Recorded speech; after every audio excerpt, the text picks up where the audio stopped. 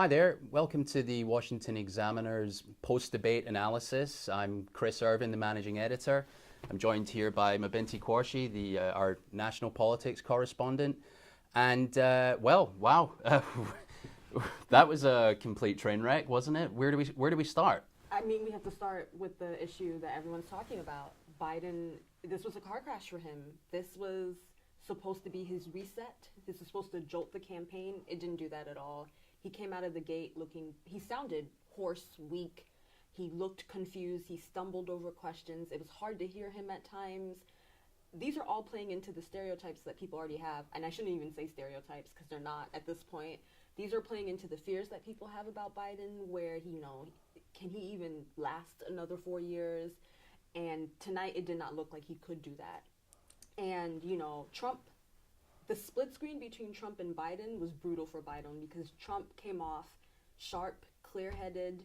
He didn't have that much, stumbling in his responses. In fact, some of his responses to Biden just called him out for being like, I don't understand what he said. Yeah. And, Trump is right next to him, and even he couldn't understand what he was saying. So how are we as the audience supposed to understand what Biden is saying? And again, this comes about a month and a half before the DNC convention. And if Democrats weren't panicking before now, they're absolutely panicking at this very moment.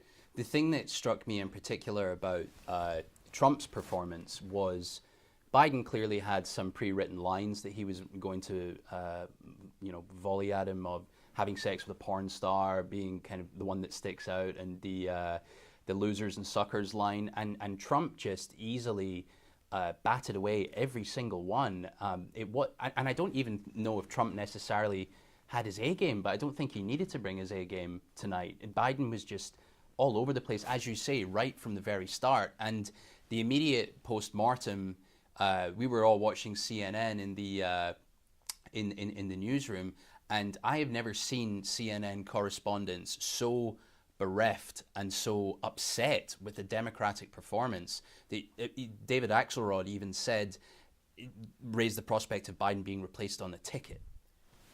I mean, yeah. Again, remember, this is the earliest debate in U.S. presidential history. This was supposed to show that Biden, was strong and energetic, reminiscent of his State of the Union speech. This was the complete opposite of that. And now, you have the American audience. Apparently 70% of people were supposed to tune in into this debate. This is not a good look. It's just not. And so now there are going to be a lot of questions about, should he be replaced at the DNC convention? And if so, what does that look like?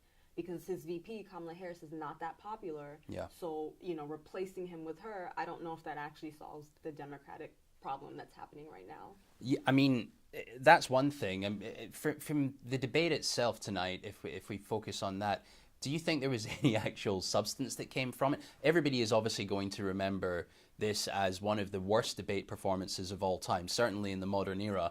But did you come away with any policy that you'll think, oh, I'll vote for either of those men on those policies? Was there anything that struck a chord with you? No, and in fact, it felt like a rehash of what Biden and Trump have been saying on the campaign, rallies when they talk to voters.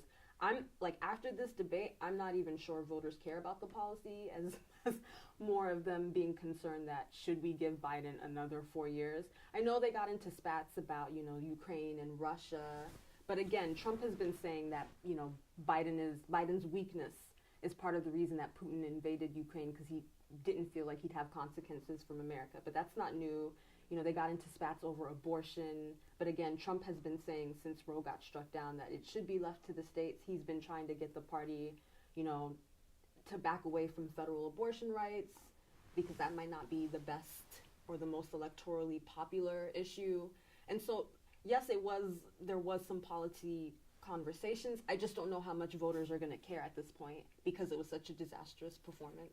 Most importantly, the fact check that everybody cares about, do you think that Joe Biden has a golf handicap of 6? I don't know sports. Okay. I'm so sorry. Well, look, I think it's going to be absolutely fascinating to see what the fallout is in the coming days. Do you think Democrats will move quickly, or do you think they're going to have to ride this out at least until the convention, or even through to November, and just take their lumps? I think we ride this out to the convention. I definitely think we're going to see a whole lot more reporting of Democrats anonymously calling for Biden to be removed, especially because, as you pointed out, on CNN, they're already talking about it, you know, the pundits.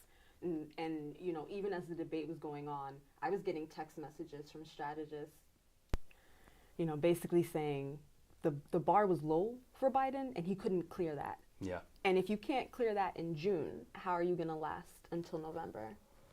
Indeed. All right, Mabinty. Well, thanks very much. I know you've got a lot more work to do tonight.